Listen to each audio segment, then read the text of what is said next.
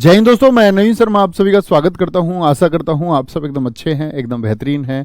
एक बार सारे प्यारे दोस्त बताएंगे आप सब कैसे हैं। उम्मीद करता हूं एकदम बेहतरीन होंगे, एकदम शानदार होंगे। और दोस्त, हम लोग पढ़ रहे थे आपका संज्ञा को। आज अंतिम क्लास होगी संज्ञा की, ठीक है। और बताएंगे कौन से टॉपिक पढ़ रहे थे। हम पढ़ रहे थे आपका भाववाचक संज्ञा का निर्माण। मैंने आपको बताया था कि भाववाचक संज्ञा का निर्माण दोस्त 5 प्रकार से किया जा सकता है, जिसमें से एक प्रकार हम बात कर चुके थे विशेषण से, ठीक है। अब हम बात करेंगे आपका जातिवाचक संज्ञा से, क्रिया से, अव्यय से और सर्वनाम से। ये 4 बाकी हैं जो हमको आज समझने हैं। आधे घंटे का टॉपिक होगा, बड़े ध्यान से समझना, है ना। फिर उसके बाद आपको जो आज आधा घंटा शेष बचेगा उसमें आप लोग रिवीजन कर सकते हैं अपना दोनों चैप्टर्स का। रिवीजन क्योंकि सबसे महत्वपूर्ण चीज है। आते हैं दूसरा निर्माण देखेंगे जातिवाचक संज्ञा से। जातिवाचक संज्ञा उम्मीद करूंगा आप सब जानते होंगे। जातिवाचक संज्ञा से भाववाचक संज्ञा का निर्माण।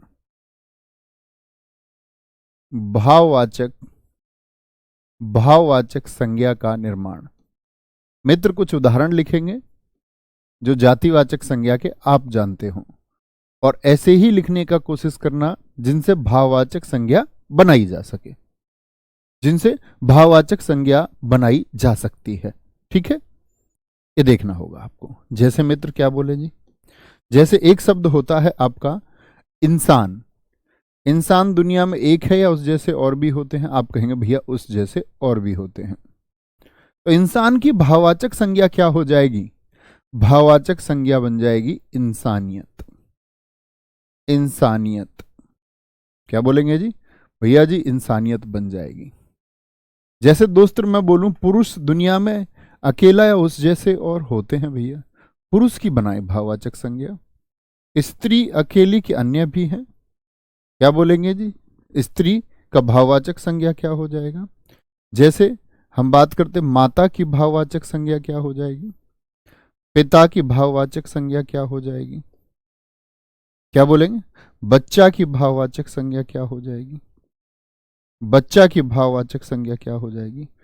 तपस्वी की भाववाचक संज्ञा क्या हो जाएगी? तपस्वी की, ठीक है, तपस्वी।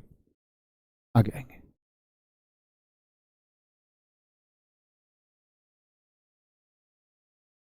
आदमी की भाववाचक संज्ञा क्या हो जाएगी? अगर इंसान की बनाई है तो आदमी की भाववाचक संज्ञा भी कुछ ना कुछ जरूर होगी। आदमी की भाववाचक संज्ञा बताएं। घर की भाववाचक संज्ञा, घर भी जातिवाचक संज्ञा है। डाकू की भाववाचक संज्ञा क्या हो जाएगी? डाकू, मैं बात करूं डाकू के साथ में, और आपका जैसे ठग शब्द होता है, मैं बोलूं ठग की भाववाचक संज्ञा क्या हो जाएगी? ठग की। दोस्त की भाववाचक संज्ञा क्या हो जाएगी? दोस्त की भाववाचक संज्ञा, ठीक है। शिशु की भाववाचक संज्ञा क्या हो जाएगी? शिशु शब्द की भाववाचक संज्ञा, ठीक है। चिकित्सक की भाववाचक संज्ञा क्या हो जाएगी? चिकित्सक की भाववाचक संज्ञा क्या हो जाएगी? ऐसे ही नेता की भाववाचक संज्ञा क्या होती है? नेता की भाववाचक संज्ञा क्या होगी? और आपका ब्रह्मचारी की भाववाचक संज्ञा क्या होगी? ब्रह्मचारी की भाववाचक संज्ञा क्या हो जाएगी? ब्रह्मचारी की, ठीक है। यही बताएंगे, बस काफी होंगे। एक समझ विकसित करनी है, ठीक है, क्योंकि परीक्षा आपकी ऑब्जेक्टिव रहती है, वस्तुनिष्ठ रहती है, तो आप वहां विकल्पों का चुनाव आराम से कर ही पाते हैं। कोई दिक्कत, कोई परेशानी? सर कल हमने क्रिया से शुरू कर दिया था। क्रिया, अच्छा क्रिया लिख दिया था क्या? अभी क्रिया कर लेंगे इसके बाद, ठीक है। माफ करना, मैं थोड़ा ध्यान नहीं रहा। मुझे याद रहा कि हमने एक ही पढ़ा था आपका, और वो एक हमने पढ़ा था आपका विशेषण से। क्रिया मैंने अगर लिख दिया था, कोई बात नहीं, एक ही बात हो, क्रिया को भी इसके बाद पढ़ लेंगे तुरंत, ठीक है। पुरुष की मित्र बना के देखेंगे। माफ करना उस बात के लिए, मुझे क्रम याद रखना चाहिए था, लेकिन कोई बात नहीं, एक ही बात है। तो क्या बोलोगे भैया? पुरुषत्व हो जाएगा। पुरुष का गुण पुरुषत्व, भाववाचक संज्ञा है। स्त्री का गुण क्या होगा? स्त्रीत्व। क्या मैं उनके स्त्रीत्व की बात कर रही हूं? जैसे हम व्यक्ति का व्यक्तित्व बनाते हैं, तो व्यक्तित्व भाववाचक संज्ञा है, जबकि व्यक्ति क्या है? जातिवाचक संज्ञा है। व्यक्ति क्या है? जातिवाचक संज्ञा है। कभी ये देखो जी व्यक्ति का मतलब व्यक्तिवाचक संज्ञा ही होगा, नहीं। व्यक्ति के जैसे अन्य व्यक्ति होते हैं, ठीक है। तो व्यक्ति जातिवाचक है और मित्र आपका व्यक्तित्व क्या होगा वो भाव बता रहा है। माता का भाव क्या होता है? मातृत्व प्रेम, ऐसी बोलते ना, मातृत्व। पिता का पितृत्व, क्या बोलोगे? पितृत्व प्रेम। बच्चा का क्या बन जाता है? बचपन बन जाएगा, जैसे लड़का का लड़कपन बन जाएगा। तपस्वी का तप होता है, तप। तप में भाव है। तपस्वी तो जातिवाचक है, तपस्वी जैसे अन्य तपस्वी, ठीक है। आदमी का क्या होगा मित्र? आपका आदमियत, आदमियत। और शब्दों को ध्यान से देखते हुए चला करो। आदमियत ऐसे लिखा जाता है, इंसानियत में छोटी ई आती है, यहां पर दीर्घ ई आती है। क्या बोलोगे? आपका घर का क्या बन जाएगा? घरेलू कार्य कर रहे हैं कोई, कार्य कैसा है? घरेलू है, ठीक है। तो घर की भाववाचक संज्ञा क्या बन गई? घरेलू। डाकू की क्या बन जाएगी? डकैती। डकैती एक भाव है, जबकि डाकू एक क्या हो गया? जातिवाचक। ठग के जैसे अन्य ठग, भाव क्या आएगा? ठगी का, ठीक है। ठगी, बेईमानी, ईमानदारी, अच्छाई। दोस्त का भाव क्या आ जाएगा मित्र? दोस्ती आ जाएगा। शिशु का, जैसे बच्चा का बचपन बताया, शिशु की अवस्था कौन सी होती है? शैशव हो जाएगी, शैशव, ठीक है। अच्छा, अब बात करें चिकित्सक, तो डॉक्टर हो गया, तो क्या बोलेंगे इसका? क्या बन जाएगा? चिकित्सा। चिकित्सा एक भाव है, क्या बोलेंगे? चिकित्सा एक भाव है, वह एक भाव ही तो है। चिकित्सक के जरिए अन्य चिकित्सक। नेता का भाव क्या बन के आएगा? नेतृत्व, नेतृत्व। अब ऐसे नहीं नेता का नेत्री कर दो, वो स्त्रीलिंग है। ब्रह्मचारी का भाव क्या होता है? ब्रह्मचर्य होता है, ब्रह्मचर्य। ब्रह्मचर्य जिसके बारे में हमारे शास्त्रों में बहुत अधिक बात की गई। आप देखना होगा, जब आप इतिहास को पढ़ते हैं तो हम जानते हैं उपनिषदों में से एक उपनिषद है ज्वाला उपनिषद। ज्वाला उपनिषद बताता है कि 4 आश्रमों का पालन करना चाहिए।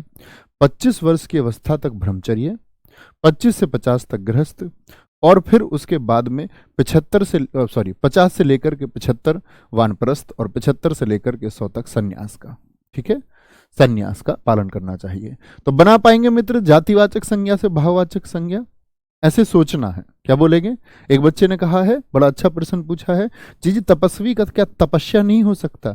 तप को ही हम तपस्या कहते हैं मित्र, एक ही बात है, एक ही बात है, कोई अंतर नहीं है। तप का अर्थ ही तपस्या होता है, तपस्या होता है। प्रकाश तोमर जी, आपके अधिकतर उत्तर मैं सही से ही देख पा रहा हूं, आपने एक क्रम में लिखे हैं, बहुत बढ़िया, बहुत सही। दीपक यादव जी, इसको हम जब क्रिया पढ़ेंगे तब जानेंगे। बहुत सही, बहुत शानदार।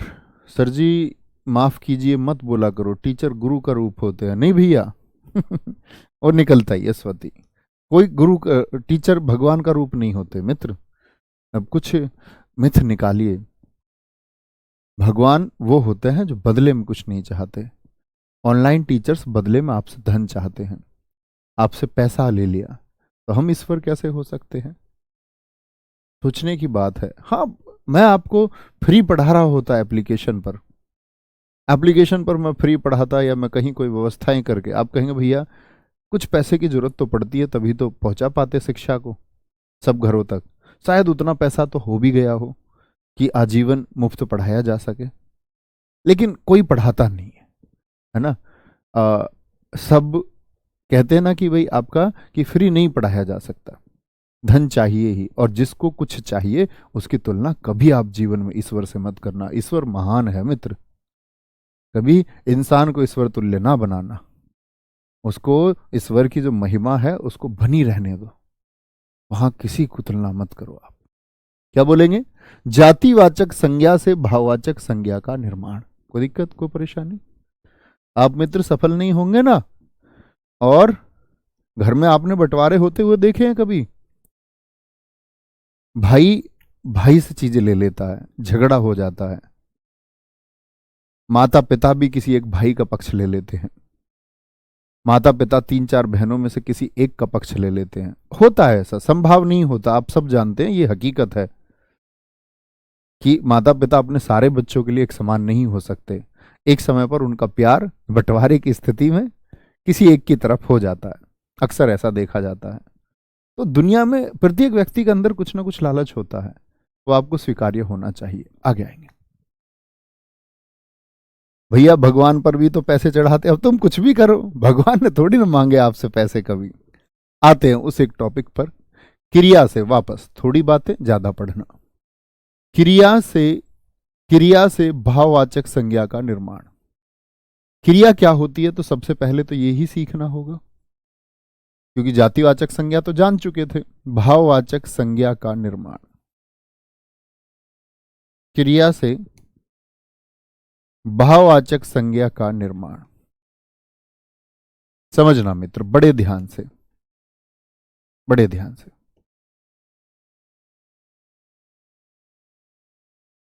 सबसे पहले हमको समझना होगा क्रिया क्या होती है।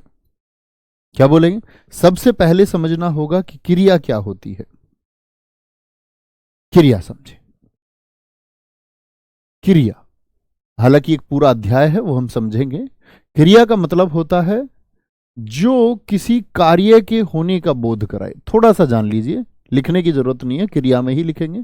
जो किसी काम के या कार्य के होने का बोध कराए, होने का बोध कराए, यानी ज्ञान कराए। बोध का अर्थ होता है ज्ञान। बोध कराए, किसका बोध कराती है? काम के होने का। तो कैसे बनाते हैं इसको? बोलते हैं इसे जाना। आप सोचे जाना एक क्रिया है, हाँ जी।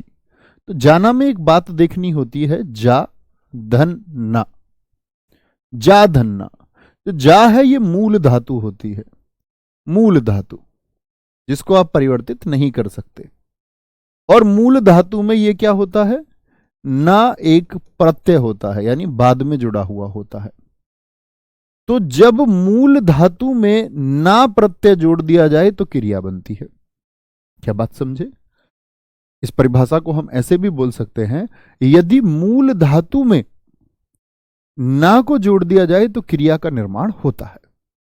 अब आप सोच सकते हैं क्रिया शब्द कौन कौन से हैं। सोचिए, मूल धातु में जैसे उड़ना, नहाना, खाना, पीना, नाचना, गाना, अन्य शब्द। आप क्या बोलेंगे जी? मूल धातु में ना जोड़ करके क्रिया। तो पहले तो क्रिया लिखिए और फिर उससे भाववाचक बनाएंगे, क्या दिक्कत है? देखिए जरा, जैसे मैं आपको हमेशा बताता हूं, एक शब्द उड़ना, उड़ना उत्क्षिप्त आएगा ना उड़ना में। अब इन चीजों का ध्यान रखा करो आप, उत्क्षिप्त कहां लगाना है, कहां नहीं लगाना है। उभरना, जैसे कहते हैं ना उभरना। गड़गड़ाना, तो क्या है बाद में? गड़गड़ा ना, यानी कि गड़गड़ाना। तो क्या बोलेंगे भैया? ना, क्रिया शब्द है एक। हंसना, हंसना, अब आप समझ गए होंगे क्रिया कौन सी होती है। दौड़ना, बाकी क्रिया को तो हम विशेषतः क्रिया में ही पढ़ेंगे, ठीक है। दौड़ना, और क्या हो सकता है इसमें? सोचना, सोचना, आप भी सोच सकते हैं कुछ। फैलना, फैलना, क्या हो जाएगा? फैलना। बनना, बनना शब्द हो जाएगा, बनना। सजना शब्द हो जाएगा, सजना। वो सजना नहीं है, ये डेकोरेशन वाला सजना है। कभी वो सोचो, सजना है सजना के लिए, वो हम आगे पढ़ेंगे हिंदी में, ठीक है। सजना। मिलना, मिलना शब्द बन सकता है, ये भी क्या है? एक क्रिया शब्द है, मिलना। गाना, एक क्रिया शब्द है, गाना। चमकना, चमकना एक क्रिया शब्द है। जागना, एक क्रिया शब्द है, ठीक है। ये मिटा दूं ना, इसकी आवश्यकता तो नहीं है आपको।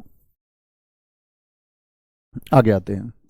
जागना हो गया मित्र, जागना के साथ में क्या बोलेंगे? झुकना, झुकना एक क्रिया शब्द हो गया भैया। थकना एक क्रिया शब्द हो गया, थकना क्या हो गया? एक क्रिया शब्द हो गया। चुनना एक क्रिया शब्द हो गया, चुनना, चुनना, ठीक है। खेलना एक क्रिया शब्द हो गया, खेलना, ठीक है। बांटना, क्या बोलेंगे, बांटना,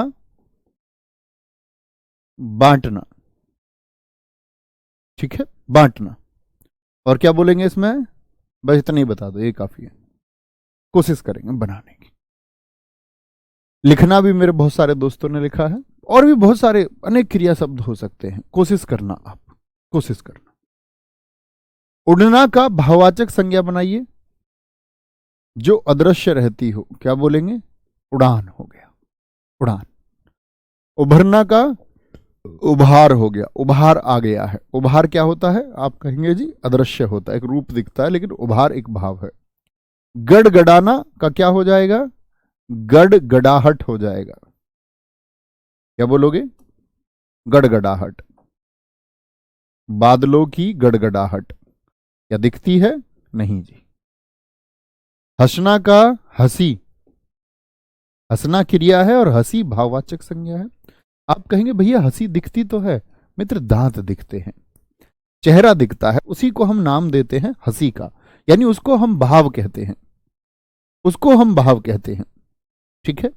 दौड़ना तो क्या हो जाएगा, दौड़, सिर्फ दौड़ की बात करें वह एक भाव है, ठीक है, दौड़ नहीं दिखती, व्यक्ति ही आपको दिखेगा। सोचना का सोच हो जाएगा, फैलना का फैलाव हो जाएगा, मिट्टी का फैलाव। अब ये फैलाव क्या है, फैलाव का चित्रण आप नहीं कर पाएंगे, ठीक है। अब सोचना, अब बहुत सारी क्रिया शब्द हो सकते हैं। बनना का बनावट, बनावट हो जाएगा, ठीक है। और भी कोशिश करो आप बनाने का, कुछ की कुछ और क्यों नहीं हो सकता जी, वो कोशिश करोगे भाववाचक बनाने का तब ही बन पाएगा। सजना का क्या बन जाएगा, सजावट बन जाएगा, सजावट। मिलना का मिलावट बन जाएगा, या मिलाप भी बन जाएगा, मिलाप शब्द, मिलाप। विकल्प में ऐसा हो नहीं सकता कि दोनों आ जाएं। गाना का क्या बन जाएगा, गान, जैसे बजाना का होता है आपका, क्या हो जाएगा बजाने का, क्या बाज कर देंगे, बोलेंगे आपका, क्या उसको हम बाज कर सकते हैं, बजाना।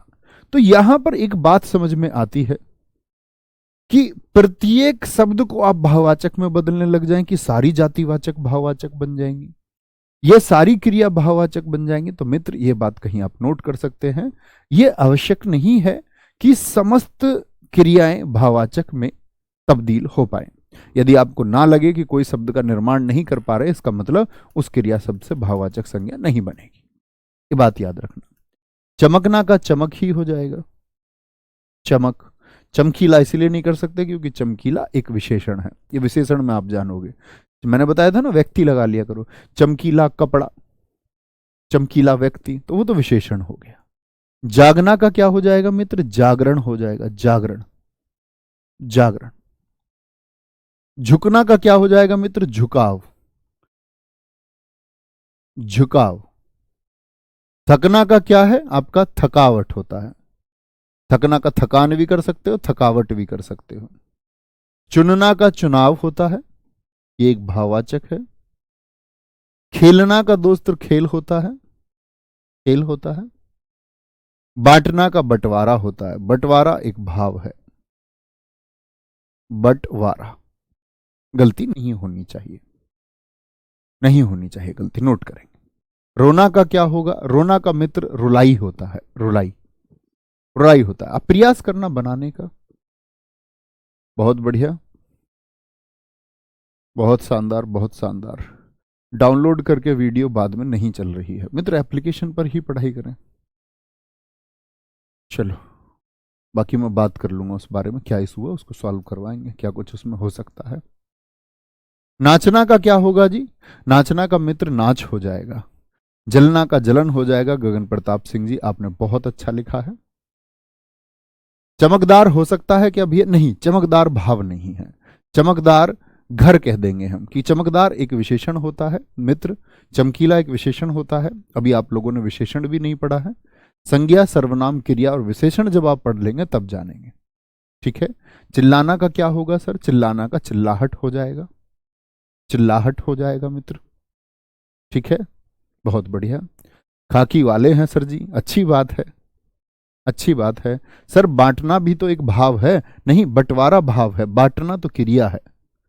मैंने बताया ना, संज्ञा और क्रिया में यही अंतर है। अगर आप बांटना को भाववाचक संज्ञा कह देंगे, इसका मतलब संज्ञा और क्रिया के बीच का अंतर आप अभी नहीं समझे। मैंने आपको बताया मित्र, अगर मूल धातु बाट में ना प्रत्यय लगा हुआ है तो वह संज्ञा नहीं, वह क्रिया है बच्चे।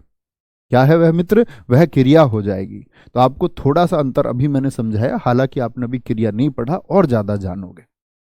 अभी बस इतना जान लीजिए।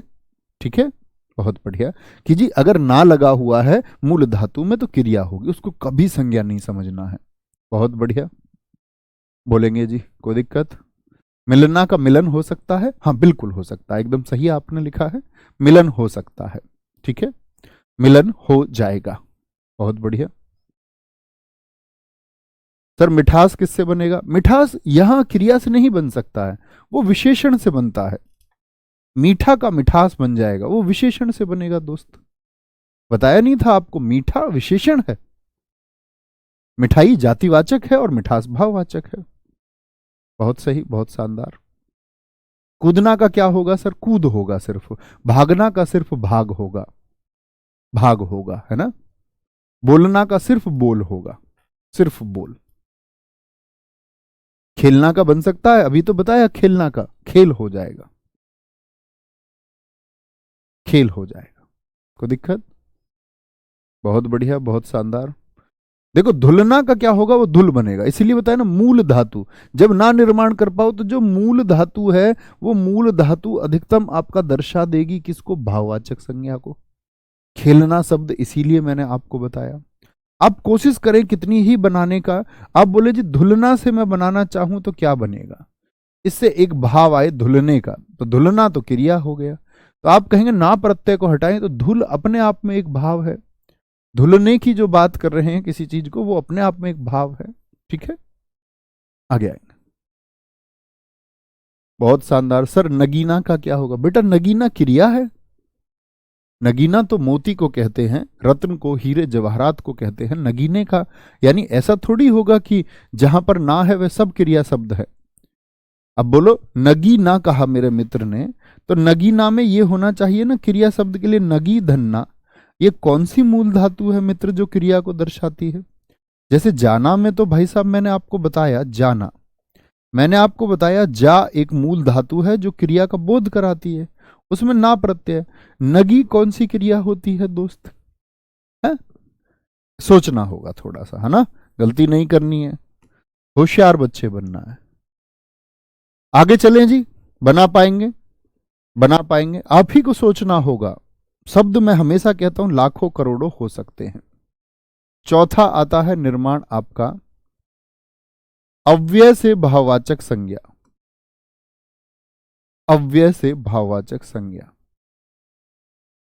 जो मित्र अव्यय ना जानते हो वो सिर्फ अभी इसको स्टोर कर लो, क्योंकि अव्यय अपने आप में एक अध्याय है।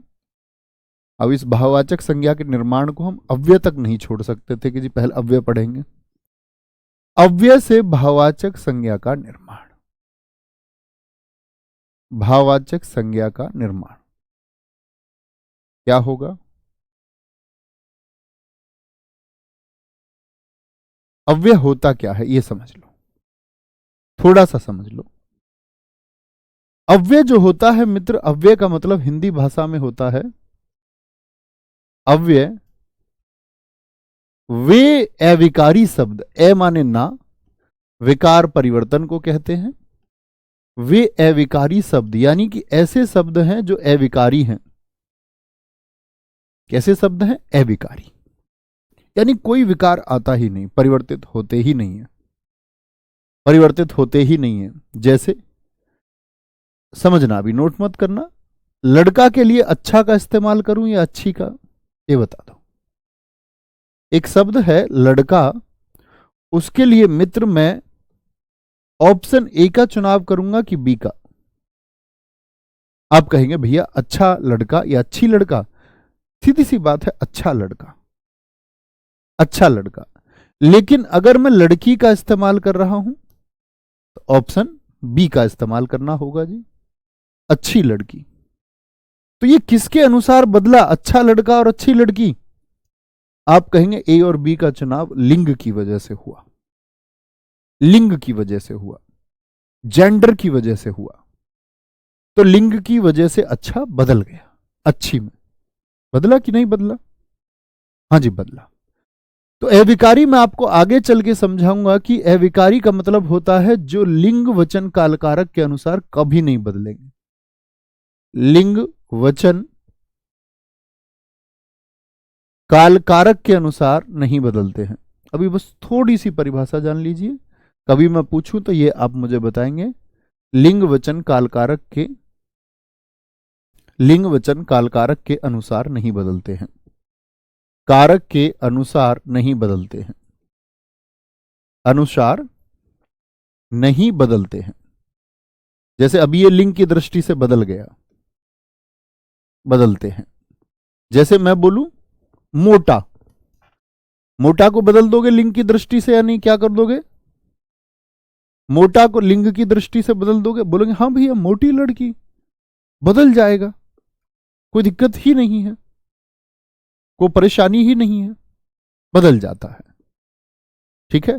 छोटा को बदल दोगे, आप कहेंगे हाँ भैया बदल जाएगा, छोटा तो एक विशेषण शब्द है, मोटा विशेषण है, किसी की विशेषता बता रहा है, मोटा व्यक्ति।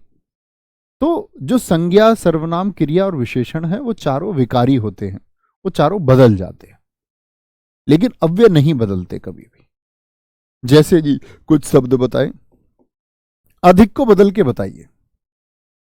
क्या आप अधिक शब्द को कभी बहुवचन लिंग की दृष्टि से बदल सकते हैं? अधिक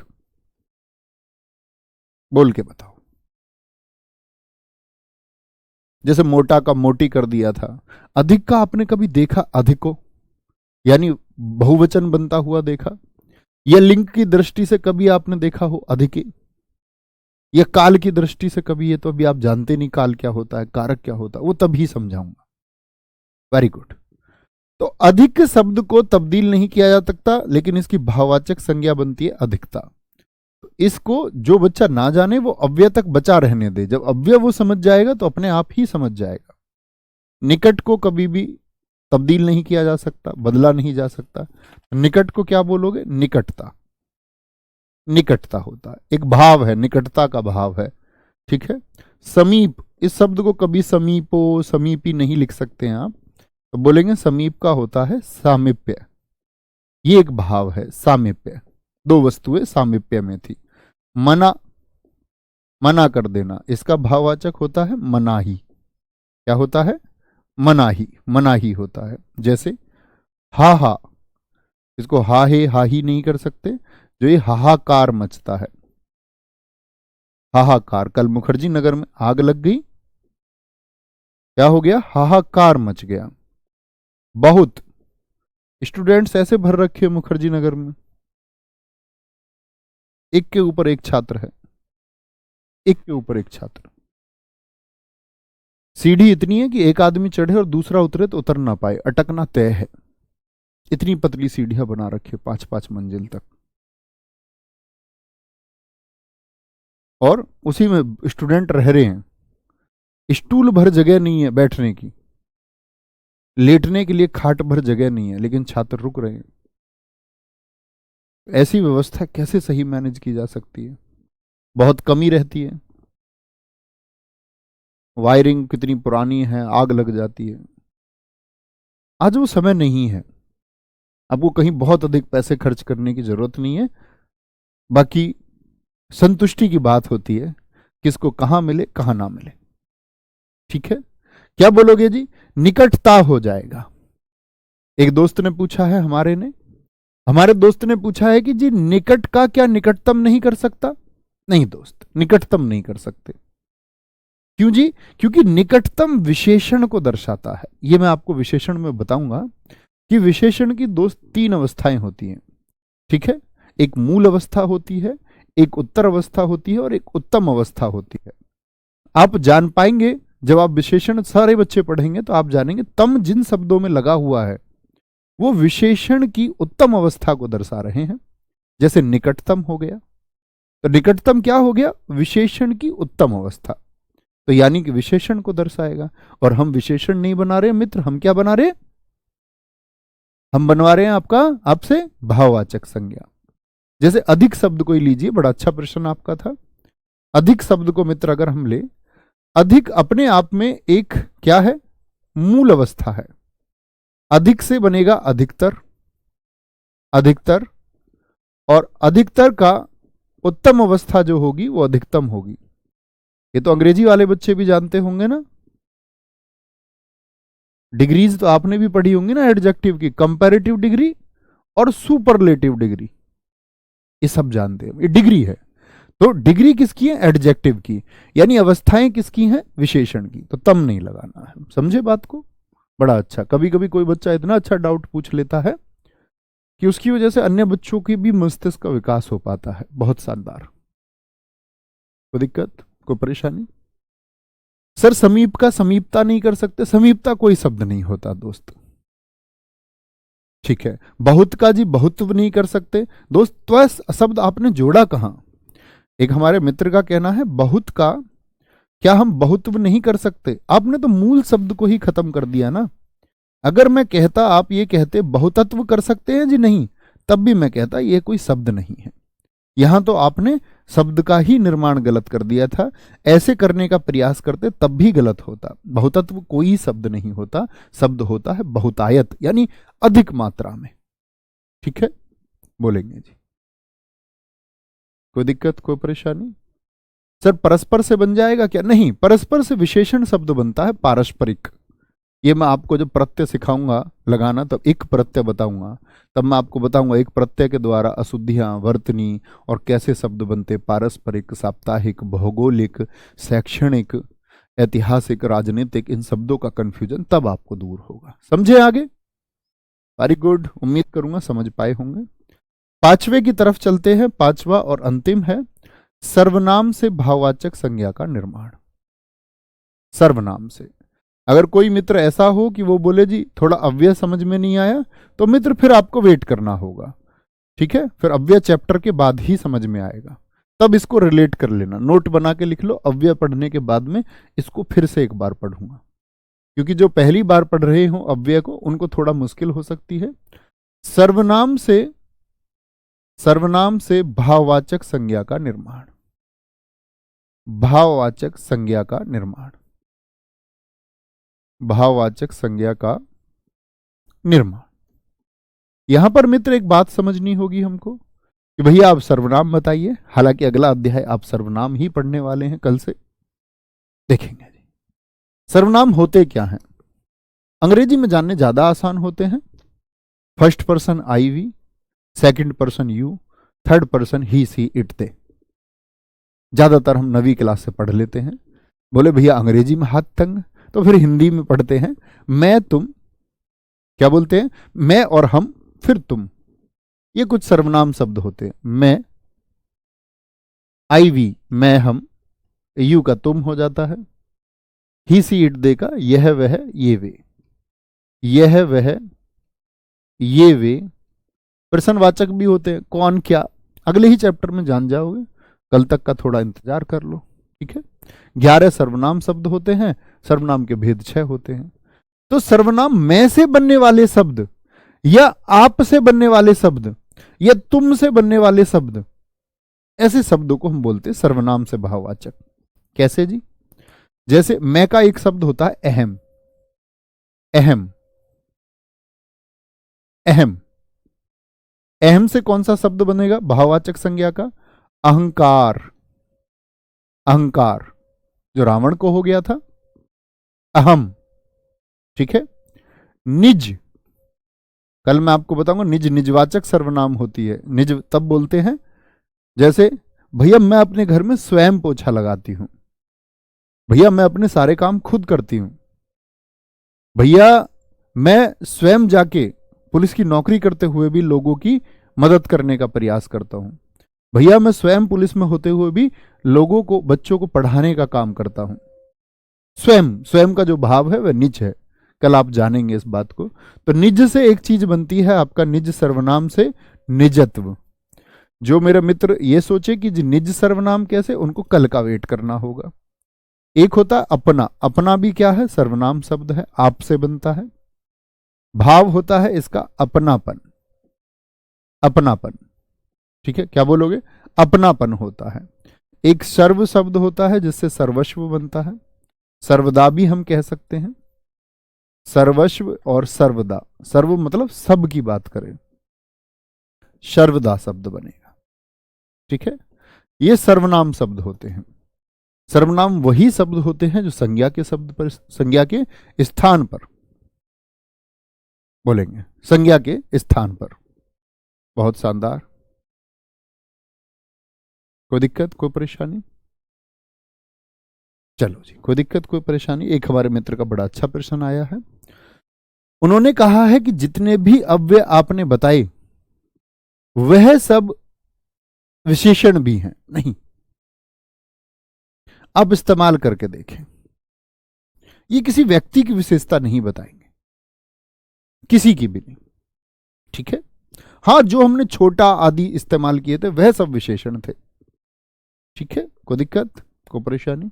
बोलेंगे सर जी निजता नहीं हो सकता, निज का निजता हो जाएगा। एकदम से सही कहा है जिन दोस्तों ने कहा है, लेकिन निज तत्व ये कोई शब्द नहीं है, ये कोई शब्द नहीं है दोस्त, ठीक है। निजता बिल्कुल हो सकता है।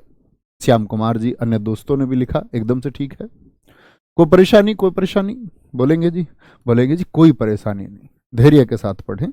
एक हमारे मित्र ने कहा है कि भगत सिंह जी के बारे में कुछ बोलिए, क्योंकि दोस्त आज उनका जन्मदिन भी है। 28 सितंबर 1907 में पैदा हुए थे।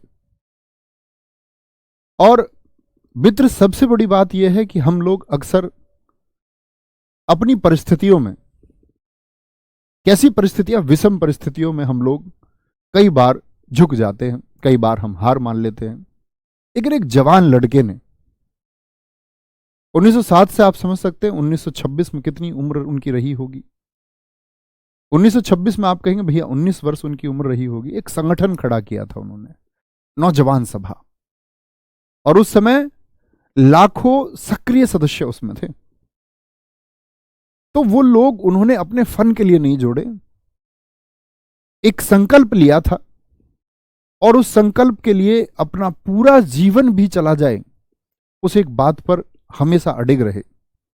जीवन की चिंता ही नहीं है, बात यह है कि संकल्प जो लिया है वह पूरा करके दिखाऊंगा।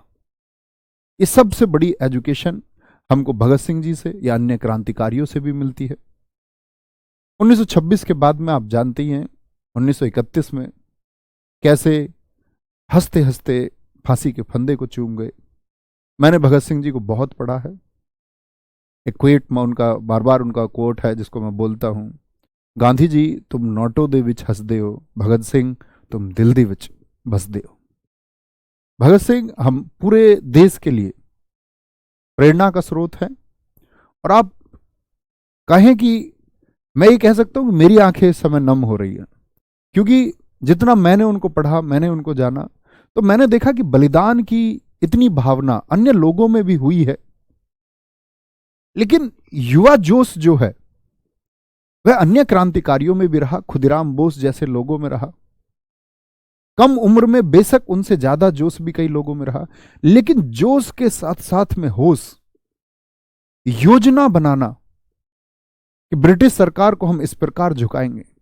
कम उम्र में वो जो जोश के साथ होश देखने को मिलता है, वो हमको भगत सिंह जी के उस थोड़े समय के जीवन में देखने को मिलता है।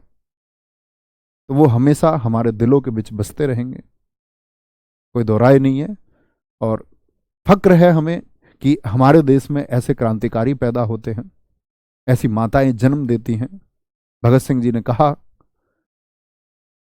अपनी माता जी से, मां भगत सिंह की बेबे होके रोती है, लोग क्या कहेंगे कि तू भगत सिंह की बेबे होके, भगत सिंह की मां होके रो रही है। ये जब की बात है जब भगत सिंह को फांसी की सजा सुनाई जा चुकी थी।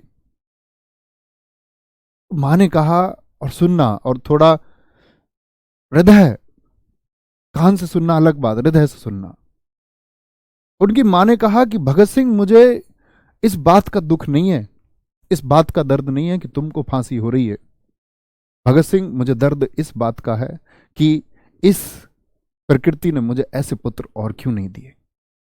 और दोस्त, हम भी सोचते हैं कि इस प्रकृति ने हमें ऐसे पुत्र या ऐसे राष्ट्रपुत्र क्यों नहीं दिए। तो उनके बारे में तो मित्र क्या ही कहना है। ठीक है, तो ये सर्वनाम से भाववाचक संज्ञा हम पढ़ रहे थे, याद रखेंगे। ठीक है, आगे हम नया चैप्टर शुरू करेंगे, सर्वनाम। आप लोगों से मैं उम्मीद करूंगा कि आप अब 2 चैप्टर हो जाए तो अच्छे से पढ़ना। मित्र, अगर ध्यान से पढ़ रहे हो तो कोई भी परीक्षा का प्रश्न आप बना पाएंगे, अगर कॉन्शियसनेस से पढ़ रहे हो, अगर चेतन मन से पढ़ रहे हो। चेतन मन होता है जागृत मन, ऐसा नहीं अनकॉन्शियस माइंड से पढ़ो या सबकॉन्शियस माइंड से पढ़ो, नहीं। अवचेतन और अर्धचेतन मन से नहीं पढ़ना होता है। जैसे नहीं तो ऐसे होगा जैसे सपना आप देखते हो, सपना अनकॉन्शियस माइंड से होता है, सपने को आप अक्सर भूल जाते हैं। इसी तरह पढ़े हुए को भी हम क्यों भूल जाते हैं? क्योंकि जिस समय हम पढ़ रहे होते हैं उस समय हमारी चेतना जागृत नहीं होती, हमारा मन कहीं ना कहीं भटका होता है। तो भैया फिर मन का भटकाव कैसे रोके कि हम चेतना से पढ़ पाए? मित्र, मन के भटकाव को रोकने का एकमात्र तरीका है, एकमात्र तरीका यही है कि क्या मन को भटकना रोका जा सकता है? पहले तो माइंड मेकअप कर ले, नहीं। और दूसरी बात यह जान ले कि आपको बहुत जल्द जान लेना होगा कि आपका मन कब भटक रहा है। और जैसे ही आप जान जाए कि मन भटक रहा है, उसी समय उसको वापस ले आना है कि भाई साहब चलिए अध्ययन की तरफ चलते हैं। अभी आप बहुत ख्यालों में चले गए, आपकी कोठी बनी हुई थी, आप सब इंस्पेक्टर की वर्दी में बाहर निकल रहे थे, आपकी सुंदर पत्नी आपको चाय दे रही थी। इस तरह के ख्यालों को जैसे ही आपको पता चले कि मैं गलत ट्रैक पर हूं, अभी वर्दी मिली नहीं है, प्राप्त करनी है, तो तुरंत बोले भैया पढ़ना है। क्योंकि मन है संसार से जुड़ा हुआ और आप इंसान है तो मन भटकेगा ही, उसके लिए कभी परेशानी होना, बस ये उसको जल्दी से वापस ट्रैक पे लाना है। रेलगाड़ी यदि पटरी से उतर जाए तो इस बात का अफसोस नहीं करना है कि रेलगाड़ी पटरी से उतर गई है, जल्द से जल्द यह प्रयास करना है कि रेलगाड़ी पटरी पर वापस कैसे आए। ठीक है, तो पढ़ते चलिए, बढ़ते चलिए, कल नया अध्याय शुरू करते हैं मित्र। थैंक यू बहुत सारा। जय हिंद, जय भारत, जय मां सरस्वती। Thank you.